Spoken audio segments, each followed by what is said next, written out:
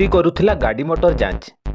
ନମସ୍କାର ସାଙ୍ଗମାନେ, ମୁଁ ଅଶୋକ ଉପାନ୍ତ ଓଡ଼ିଶାର ଆଉ ଏକ ନୂଆ ଭିଡ଼ିଓରେ ପୁଣି ଥରେ ଆପଣମାନଙ୍କୁ ସ୍ୱାଗତ। ଆପଣମାନେ ଭିଡ଼ିଓରେ ଯେଉଁ ଦୃଶ୍ୟ ଦେଖିପାରୁଛନ୍ତି, ଏହା ହେଉଛି 2004-05 ମସିହାରେ ଯୋଡ଼ାବଡ଼ବିଲ ଅଞ୍ଚଳର ଦୃଶ୍ୟ।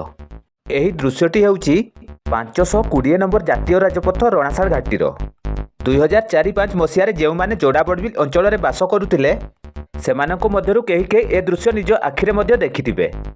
ବଣୁଆ ହାତୀଟି ଯୋଡ଼ାବଡ଼ବିଲ ଅଞ୍ଚଳର ବିଭିନ୍ନ ରାଜପଥରେ ଏକ ବଣୁଆ ହାତୀ ରାଜପଥରେ ଯାନବାହନକୁ ଅଟକାଇ ଖାଦ୍ୟ ସାମଗ୍ରୀ ଯାଞ୍ଚ କରିବା ତା'ର ନୀତିଦିନିଆ ରୁଟିନ୍ ଥିଲା। ଯାହା ଖାଦ୍ୟ ସାମଗ୍ରୀ ମିଳୁଥିଲା ତାକୁ ନେଇ ଯାନବାହନକୁ ଛାଡ଼ି ଦେଉଥିଲା। ଯେତେବେଳେ ବଣୁଆ ହାତୀଟି ଜଙ୍ଗଲରୁ ଆସି ରାଜରାସ୍ତାରେ ଛିଡ଼ା ହେଉଥିଲା, ରାସ୍ତାର ଉଭୟ ପାର୍ଶ୍ୱରେ ଗାଡ଼ିମାନଙ୍କର ଲମ୍ବା ଲାଇନ୍ ଦେଖିବାକୁ ମିଳୁଥିଲା। ବଣୁଆ ହାତୀ ଦେଖିବା ପାଇଁ ଲୋକେ ମଧ୍ୟ ଗାଡ଼ିରୁ ଓହ୍ଲେଇ ଆସୁଥିଲେ। କେହି କେହି ସାହସ କରି ତା ପାଖକୁ ପାଚିଲା କଦଳୀ କିମ୍ବା ଅନ୍ୟାନ୍ୟ ଖାଦ୍ୟ ସାମଗ୍ରୀ ଦେଲେ ସେ ପୋଷା ହାତୀ ପରି ନିଜ ଶୁଣ୍ଡରେ ଗ୍ରହଣ କରୁଥିଲା।